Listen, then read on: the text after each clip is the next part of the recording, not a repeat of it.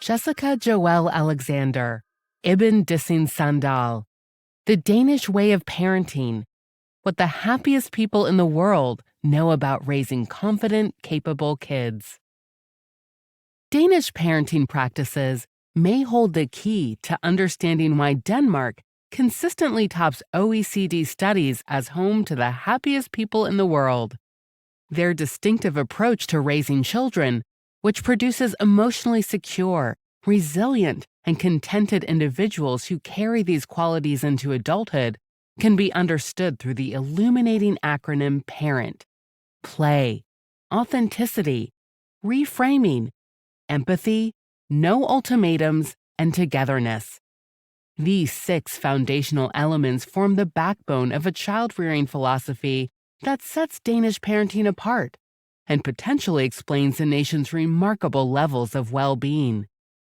This Blink will walk you through each of these core parenting values and share practical tips to help you inject a little Danish influence into your own parenting style.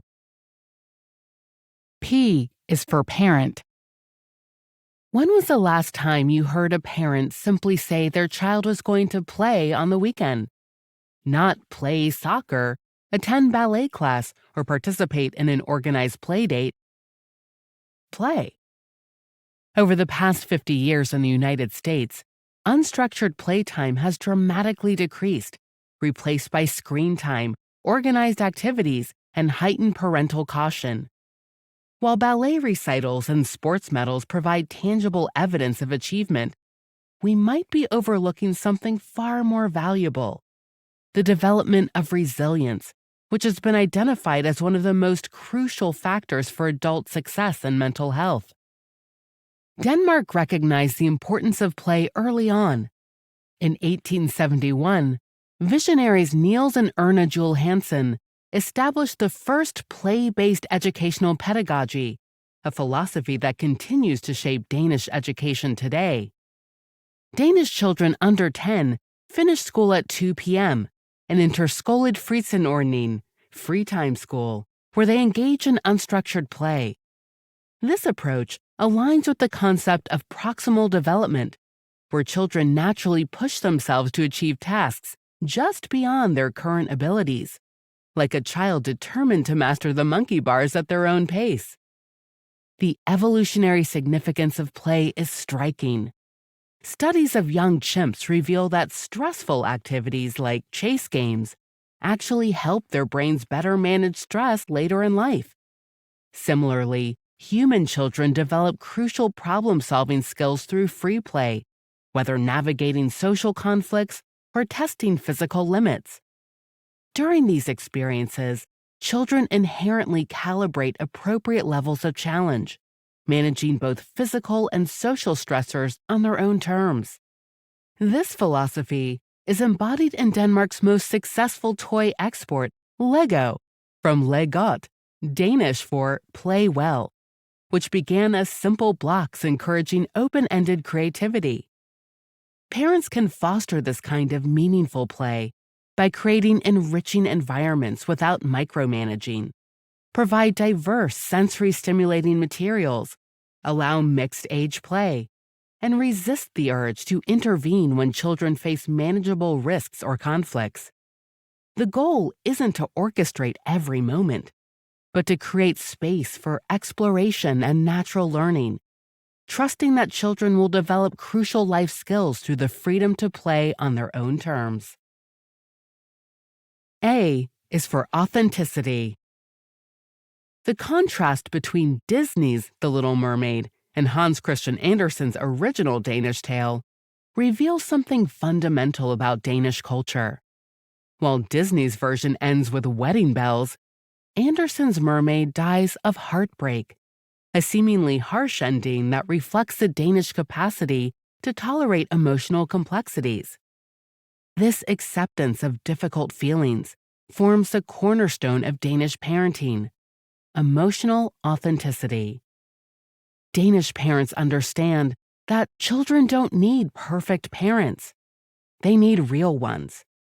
Rather than maintaining a facade of constant happiness, Danish parents allow their children to witness them processing genuine emotions, anger, frustration, sadness, in healthy ways. This approach, while potentially challenging in the moment, helps children develop a more nuanced understanding of emotional life and avoid the trap of self-deception. This authenticity extends to how Danish parents praise their children. While an American parent might reflexively declare a child's drawing amazing, a Danish parent is more likely to ask, "What is it? Why did you choose those colors?" This approach, known as process praise, focuses on effort and strategy rather than outcome.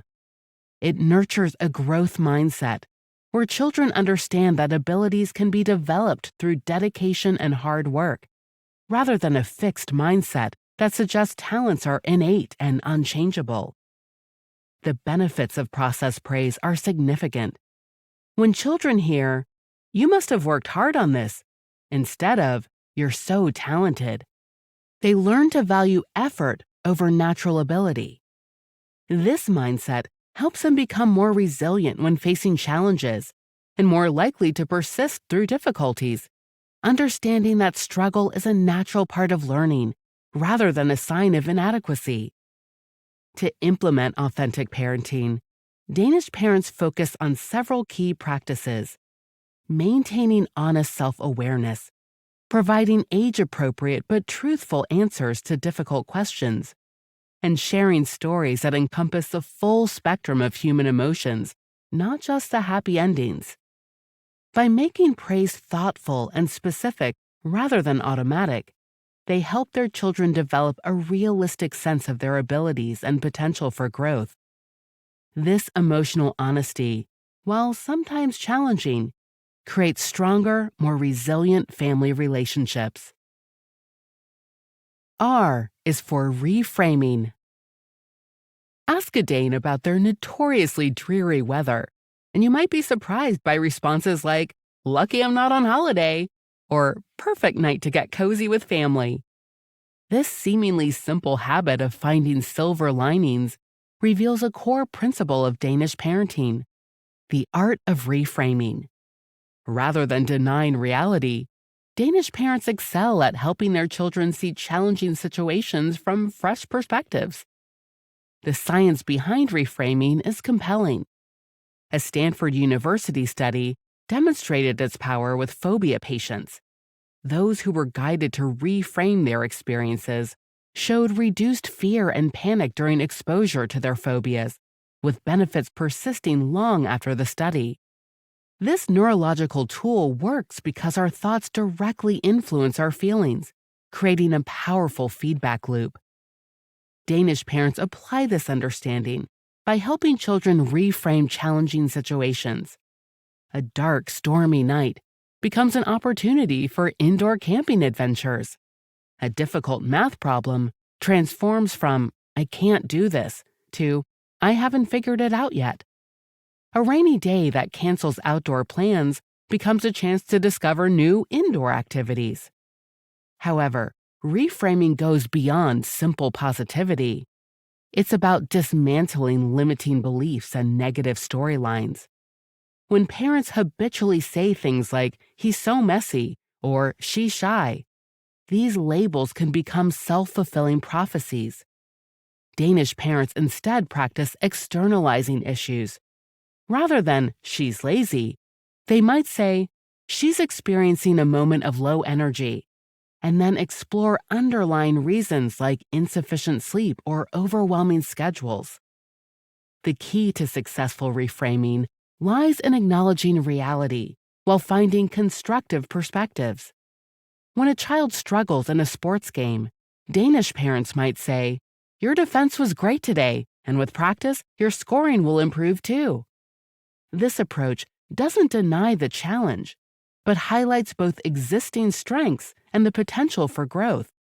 They transform stubborn into determined and can't focus into energetic, creating narratives that empower rather than limit. This practice begins with parents examining their own thought patterns and limiting beliefs, modeling how to rewrite negative storylines into more balanced, constructive perspectives.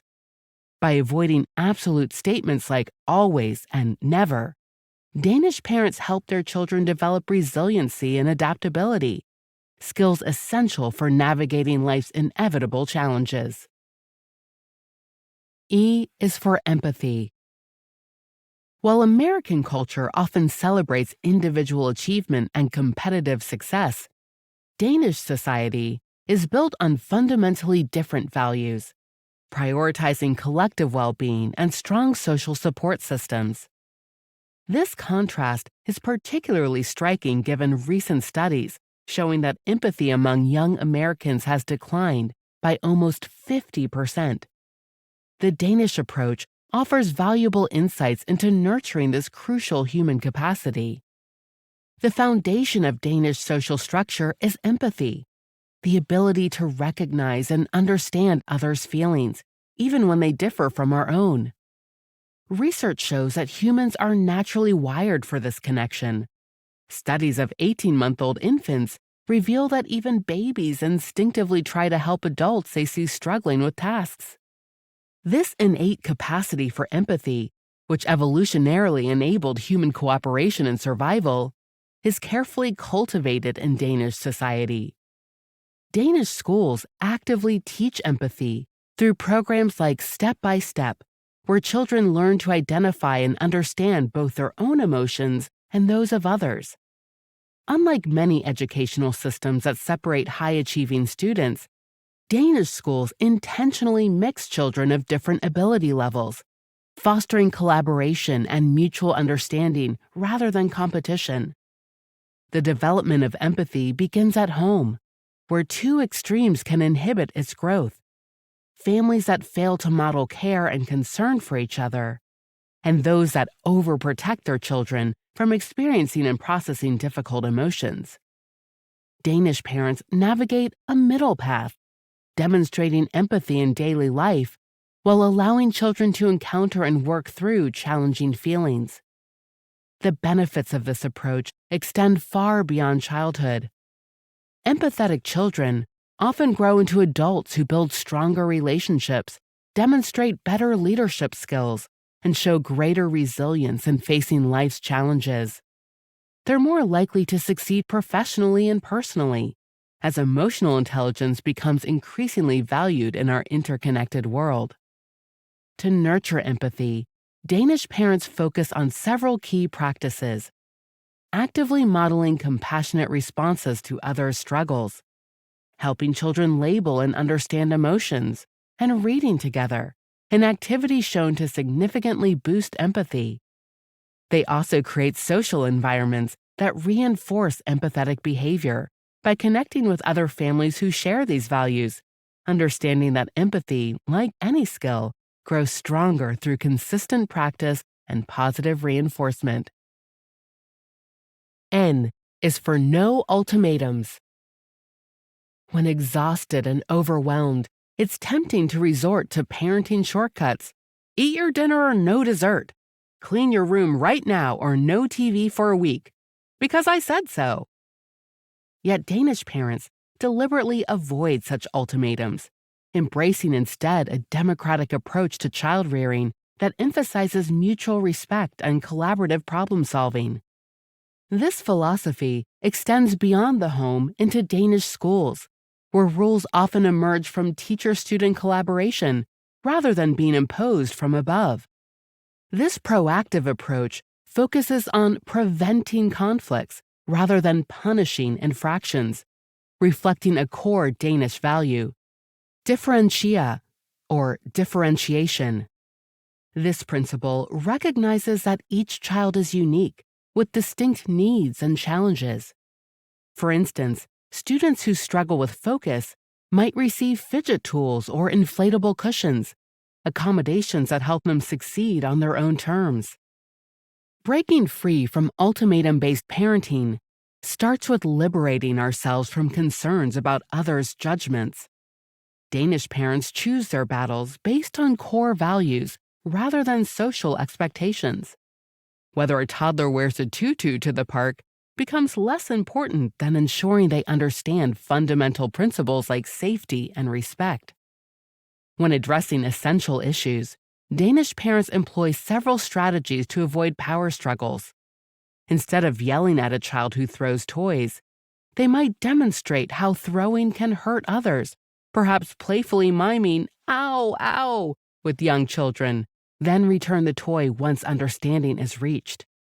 With food, they offer nutritious meals without forcing children to clean their plates. Rules are explained rather than simply imposed. We wear seatbelts to keep our bodies safe, rather than, "because I said so." This approach requires distinguishing between the child and their behavior. There are no bad children, only challenging behaviors that need understanding and guidance. Instead of asking, "How can I win this battle?" Danish parents seek win-win solutions. "I see you're not ready for bed yet. Would you like to read one more story together first?" Success with this method requires parents to align on which issues truly matter, stay calm during challenging moments, and remember that every child's behavior occurs within a broader context of their experiences and emotions. T is for togetherness. At the heart of Danish family life lies a profound commitment to togetherness, embodied in the cultural concept of hygge. While often mistranslated simply as cozy, hygge represents something deeper, intentional, warm togetherness that strengthens family bonds and builds emotional resilience. This isn't just feel-good philosophy. Research shows that quality family time reduces stress, improves mental health, and helps children develop stronger social skills. Hygge in Danish families might mean gathering around a homemade meal, playing board games by candlelight, or simply reading together on a rainy afternoon. The key isn't the activity itself, but the mindful presence and shared experience. To achieve true hygge, family members learn to set aside individual concerns for the good of the group, a value that Danish children encounter early in their education. This collaborative spirit is evident in Danish adventure playgrounds, where children must work together to build structures, navigate obstacles, and create games. These playgrounds become microcosms of Danish social values, teaching children to recognize and utilize each other's strengths and support one another's weaknesses. The tradition of communal connection extends to Denmark's centuries-old choral singing practice. Recent research from Oxford Brookes University reveals that choral singers not only experience increased happiness while singing together, but also feel meaningfully connected to their group, a finding that reflects the Danish emphasis on collective well-being. This commitment to togetherness even shapes how Denmark supports new parents. Beyond regular midwife visits, new mothers are connected with other local mothers, forming support groups that often last well beyond the baby years. This system recognizes that parenting thrives in community, not isolation. To cultivate hygge in family life, Danish parents follow several principles. Keep activities simple. Reframe stressful situations as opportunities for connection. Prioritize togetherness over individual achievement. Minimize screen distractions, and encourage free play. Above all, they approach family as a team sport, where everyone's participation matters, and success means enjoying each other's company rather than achieving specific outcomes. This intention to create warm, shared experiences provides a sturdy foundation for family life, fostering the emotional security that helps Danish children become some of the happiest in the world.